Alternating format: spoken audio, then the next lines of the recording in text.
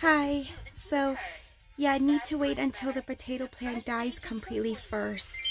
And then can gear new potatoes when the plant is flowering or bigger potatoes when the plant dies. So yeah, so the potato plant in that video, it did flower. Pollinators came and was on there. The flowers fell off. The leaves are already yellowing and falling down from the bottom of the stem, and they were all browning.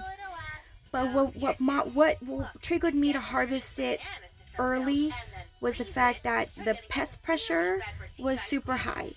So from that grow bag, I don't know if it was the material of the grow bag, because it's a tarp material versus the fabric material that usually grow bags are, or it's because it's a 7-gallon grow bag versus the 10-gallon grow bag, and that's why I only got 5 potatoes.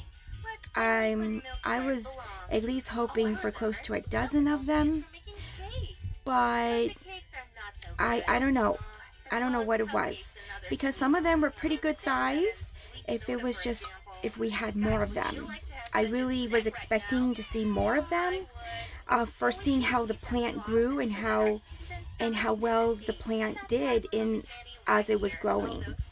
But we had so much pests, so we had lots of fungus gnats, lots of aphids coming from the bag, and it was just so many. Even with spraying neem oil, because I'm in the desert, we're in high desert mountains, we were ready. At that time we were ready at 98 degrees. Right now we're at 107 degrees, 103 degrees. Yesterday we were at 103 degrees. Today we're going to be 106. So being that we're already hitting triple digits, the pest is just going to multiply even more. And you can't spray neem oil and peppermint spray so much because it burns the plants. Even if you spray it at night, it still will burn your plant. And I was spraying like all in the bag. Like I would open the bag, spray on the bottom, everything. But every time I would open, so much, just so many aphids were just coming from the bags. I still have onions growing in those bags. I have another potato bag. I'm leaving it. There's lots of pests there. I'm leaving it. I do have lots of jumping spiders going around, so I'm hoping they're going to help control a lot of that, because they are bringing the beneficial bugs out, having so much. But yeah, all of those things triggered me to harvest early because I didn't want to lose the entire thing. But I'm going to leave the other bags. I'm leaving it longer, and I'm just going to let it completely die out and see how. I'm going to do another video update to see and compare.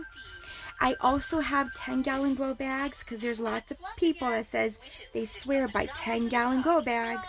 I also have those two, and I will be doing it in the fall. Well, I'll do it before. I'll do it after our monsoon season, because we get hit monsoon. This year we're going to have a monsoon season. We will have floods. People are going to lose their homes. The desert mountains and grounds are going to open up, and the water goes right back into earth. If you ever been around monsoon season or ever seen it, it is the most scariest season. I don't know how it is on this side of town, but I am prepared because I have a Chevy. I have a Silverado. She's Pearl. She's my baby Pearl. She's a 4x4, so she's what saves us. But yeah, this is life of the desert mountains. We're in the hardiest zones, the harshest temperatures, the most craziest monsoon storms. And so it has to be after monsoon. I'll do in a 10-gallon grow bag. Fingers crossed. I can't even cry. Fingers crossed that we get at least a dozen potatoes. Thank you so much for commenting. Happy gardening.